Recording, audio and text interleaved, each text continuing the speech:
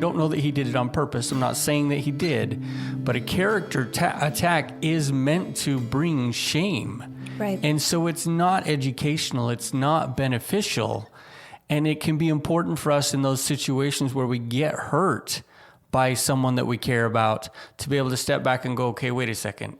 That is not a question about what's going on. That is a character attack, and I need to be able to approach it that way.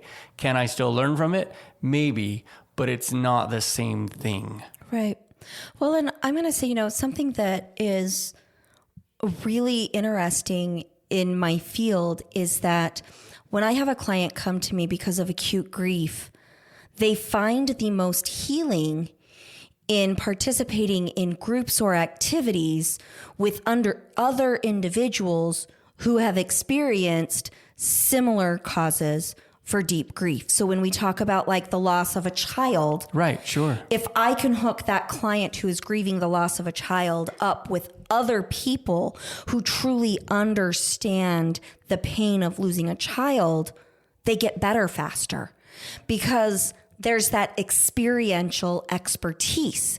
It's the same thing when I look at people who've been harmed by addiction.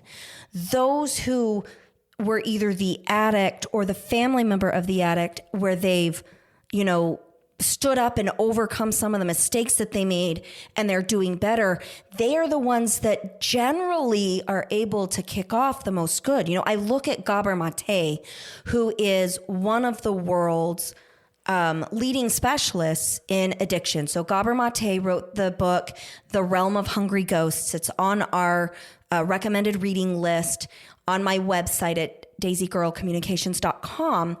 And I think it's In the Realm of Hungry Ghosts by Gabor Maté. And he's written many other things. He's got a phenomenal TED Talk out there.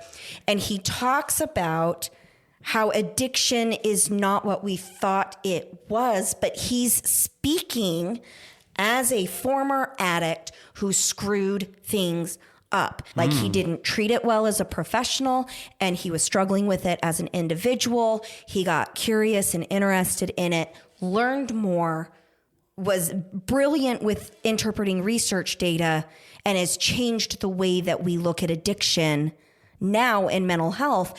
And he is one of the, I might be giving him some credit that needs to also go to somebody else. I didn't look at this before this to make sure, but he is one of the key players in setting up clinics where it basically like the clean needle clinics, where if I want to go get high, I can go to this clinic.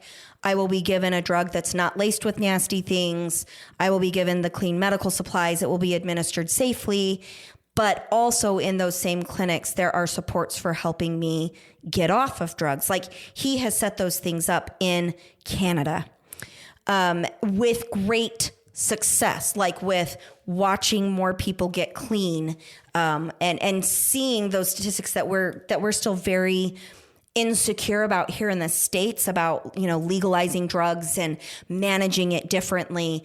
Gabor Maté is doing that work in Canada with amazing results at helping people get clean.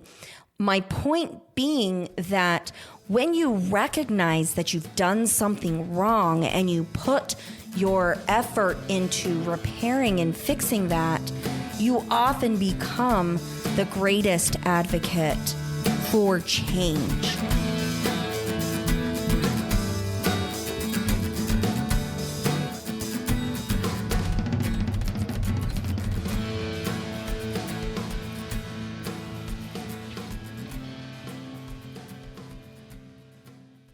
Introducing Zaxby's new chicken finger tacos. One with pico and creamy chipotle ranch, and the other with bacon and avocado ranch. Chicken expert since 1990. Taco expert since now. Woo, saucy! Zaxby's. Shop Plato's Closet tax-free August 2nd through 4th for back-to-school styles. We sell the trendy, gently used styles you need to make a difference in the world and in your wallet for back-to-school shopping. Save up to 70% off regular retail prices by choosing recycled styles. Save even more when you shop tax-free this weekend. Make a change that others can respect and repeat. Shop Plato's Closet in North Charleston and West Ashley this year for your back-to-school looks. Plato's Closet, located in West Ashley on Sam Rittenberg Boulevard and North Charleston on Rivers Avenue.